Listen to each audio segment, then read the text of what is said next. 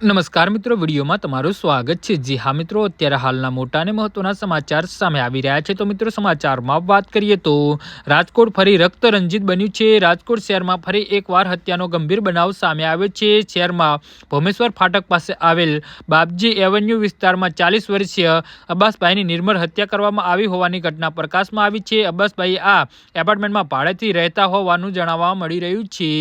જી હા મિત્રો, ઘટનાને જાણ થતાં જ ગાંધીગ્રામ પોલીસ તથા ક્રાઇમ બ્રાન્ચ ટીમ તાત્કાલિક ઘટના સ્થળે પહોંચી અને સમગ્ર ઘટના સ્થળે ક્રોટન કરી તપાસ કરવામાં આવી રહી છે। મૃતદેહની બાજુમાં એક છરી મળી આવતા હત્યા છરીના ઘા વડે કરવામાં આવી હોવાની આશંકા વ્યક્ત કરવામાં આવી રહી છે। પોલીસ દ્વારા આસપાસ સીસીટીવી ફૂટેજ તપાસવામાં આવી રહ્યા છે, તેમજ ફ્લેટની પાડોશીઓ અને ઓળખતાઓને પૂછપરછ કરવામાં આવી રહી છે। હાલ હત્યાનું કારણ સ્પષ્ટ થઈ શક્યું નથી, જેના કારણે અનેક તર્ક વિતર્કો ચાલી રહ્યા છે।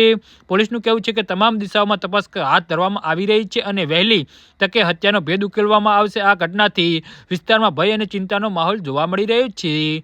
જી હા મિત્રો, તો આના વિશે તમારું શું કહેવું છે તો નીચે અમારી કમેન્ટ બોક્સમાં જરૂરથી જણાવજો અને અમારી યુટ્યુબ ચેનલને સબસ્ક્રાઇબ કરવાની ભૂલતા નહીં।